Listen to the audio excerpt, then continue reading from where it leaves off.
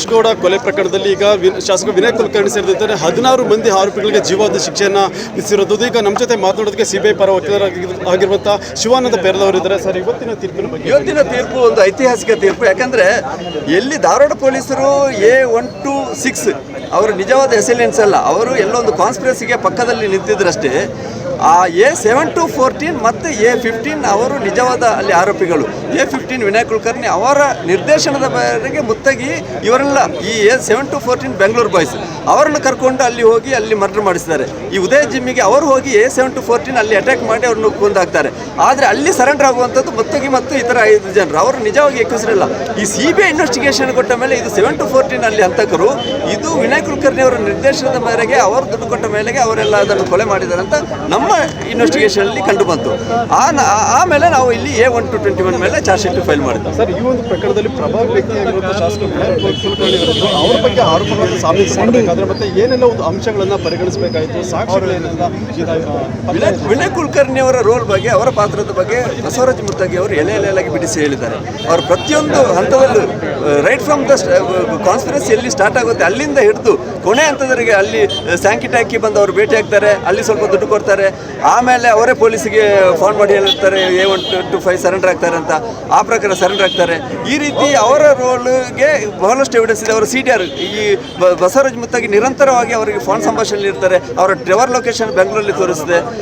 ಇಬ್ಬರು ಒಟ್ಟಿಗೆ ಇದ್ದರು, ಚಂದ್ರಶೇಖರ್ ಇಂಡಿ ಇದ್ದರು, ಅವರು ವಿಜಯ್ ಕುಲಕರ್ಣಿ ಅವರ ವಿನಯ್ ಕುಲಕರ್ಣಿ ಅವರ ತಮ್ಮ ಇದ್ದರು. ಬಸವರಾಜ ಮುತ್ತಗಿ ಎಲ್ಲ ಸಾಂಕಿಟಾಕಿಯಲ್ಲಿ ಒಂದು ಮೀಟಿಂಗ್ ಮಾಡ್ತಾರೆ, ಈ ಮುಂದೆ ಏನು ಮಾಡಬೇಕಂತ. ಇದೆಲ್ಲ ಎವಿಡೆನ್ಸನ್ನು ನ್ಯಾಯಾಲಯ ಪರಿಗಣಿಸಿ ಈ ತೀರ್ಪು ಕೊಟ್ಟಿದೆ. ಸರ್, ಮತ್ತೆ 17 ಮಂದಿ ಅಪರಾಧಿಗಳನ್ನು ಈ ಒಂದು ಪ್ರಕರಣದ ದೋಷಿಗಳು ಅಂತೇಳಿ ತೀರ್ಪು ಬರಬೇಕಾದ್ರೆ ನಿಮಗೆ ಇದ್ದಂಥ ಒಂದು ಸಾಕ್ಷ್ಯಾಧಾರಗಳೇನು ಮತ್ತು ಯಾವೆಲ್ಲ ಅಂಶಗಳನ್ನು ನೀವು ನ್ಯಾಯಾಲಯದ ಗಮನಕ್ಕೆ ತಂದರೆ ಮತ್ತು ಅದನ್ನು ವಾದವನ್ನು ಮಾಡಿಸೋದಕ್ಕೆ ಸಹಾಯ ಆಯಿತು? ನಮಗೆ ಮೇನ್ ಇದ್ದದ್ದು ಲಕ್ಷ್ಮೀ ಬೆನಕಟ್ಟಿ ಐ ವಿಟ್ನೆಸ್ ಇದ್ದು ಎವಿಡೆನ್ಸ್ ಮತ್ತೆ ಅದರ ಕೆಲವರು ಸಾಕ್ಷಿಗಳಿದ್ರು.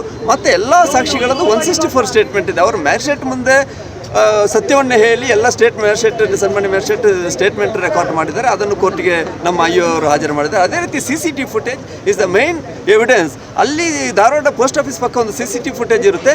ಅದರಲ್ಲಿ ಎಲ್ಲ ಈ ಆರೋಪಿಗಳು ಅಟ್ಯಾಕ್ ಮಾಡಿ 7:35ಕ್ಕೆ ಅವರು ಬರೋದು, 7:40ಕ್ಕೆ ಬೆಳಿಗ್ಗೆ ಅಟ್ಯಾಕ್ ಮಾಡಿ ಅವರು ಹೋಗೋದು ಕರೆಕ್ಟಾಗಿ ಅಲ್ಲಿ CCTVಯಲ್ಲಿ ಎಲ್ಲ ರೆಕಾರ್ಡ್ ಆಗಿದೆ. ಅದೇ ರೀತಿ ಈ ಬಸವರಾಜ ಮುತ್ತಗಿ ಅವರು ನಿರಂತರವಾಗಿ A15 ಕುಲಕರ್ಣಿ ಅವರಿಗೆ ಫೋನ್ ಮಾಡ್ತಾಯಿದ್ರು. CDRಲ್ಲಿ ಅದು ಬಂದು ಬರುತ್ತೆ.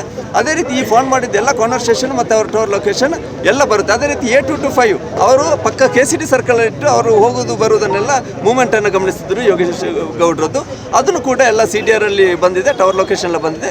ಇದೆಲ್ಲ ಸೇರಿಸಿ ನ್ಯಾಯಾಲಯ ಕನ್ಸಿಡರ್ ಮಾಡಿ ನಮಗೆ ಇವತ್ತು ಒಂದು ಉತ್ತಮವಾದ ತೀರ್ಪನ್ನು ನೀಡಿದೆ.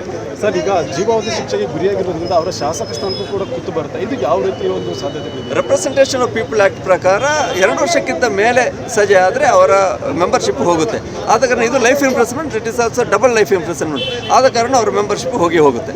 ಸರ್, ಮತ್ತೆ ಒಂದು ವೇಳೆ ಅವರೇನಾದರೂ ಹೈಕೋರ್ಟ್ ಅಥವಾ ಸುಪ್ರೀಂ ಕೋರ್ಟಲ್ಲಿ ಮೇಲ್ಮನವಿ ಸಲ್ಲಿಕೆ ಮಾಡಿದರೆ CBI ಯಾವ ರೀತಿ ಅದನ್ನು ಫೇಸ್ ಮಾಡುತ್ತೆ? ಮೇಲ್ಮನವಿ ಸಲ್ಲಿಸಿದರೆ ನಾವು ಅಲ್ಲಿ ಅದನ್ನು ಸೀರಿಯಸ್ ಆಗಿ ಕಂಟೆಸ್ಟ್ ಮಾಡಿ ಅದನ್ನು ಯಾವುದೇ ರೀತಿಯಲ್ಲಿ ಅವರಿಗೆ ಈ ಸೆಂಟೆನ್ಸ್ ಸಸ್ಪೆಂಡ್ ಆಗದ ಹಾಗೆ ನಾವು ಅಲ್ಲಿ ಆರ್ಗ್ಯುಮೆಂಟ್ ಮಾಡ್ತೀವಿ. ಜೀವಾವಧಿ ಶಿಕ್ಷೆ ಅಂದರೆ ಅದು 14 ಇಯರ್ಸ್ ಅಥವಾ ಜೀವನ ಪರ್ಯಂತ ಅವರು ಜೈಲಿನಲ್ಲಿ ಇರಬೇಕಾಗುತ್ತೆ? ಯಾವ ರೀತಿ ಜೀವಾವಧಿ ಶಿಕ್ಷೆ ಅಂದರೆ ಟಿಲ್ ಈಸ್ ನ್ಯಾಚುರಲ್ ಡೆತ್. ಇದು ನಮ್ಮ ಮಿಸ್ಕಾನ್ಸೆಪ್ಷನ್. ಯಾಕಂದರೆ ಜೀವಾವಧಿ ಶಿಕ್ಷೆ ಅಂದರೆ 14 ಇಯರ್ಸ್ ಅಲ್ಲ.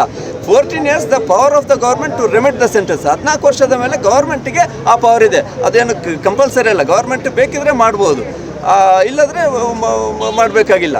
ಅಂದರೆ ಶ್ರದ್ಧಾನಂದ ಕೇಸಲ್ಲಿ ಸುಪ್ರೀಂ ಕೋರ್ಟ್ ಏನೋ ಹೇಳುತ್ತಂದರೆ ಲೈಫ್ ಇಂಪ್ರಿಸನ್ಮೆಂಟ್ ಅಂದರೆ ಟಿಲ್ ಈಸ್ ನ್ಯಾಚುರಲ್ ಡೆತ್. ಅವರ ಸಾಯುವವರೆಗೆ ಜೈಲಲ್ಲಿ ಇರಬೇಕು. That is life imprisonment. ಈ ಪ್ರಕರಣದಲ್ಲಿ 16 ಮಂದಿಗೆ ಯಾವ ರೀತಿ ಶಿಕ್ಷೆ ಇರುತ್ತೆ ಸರ್?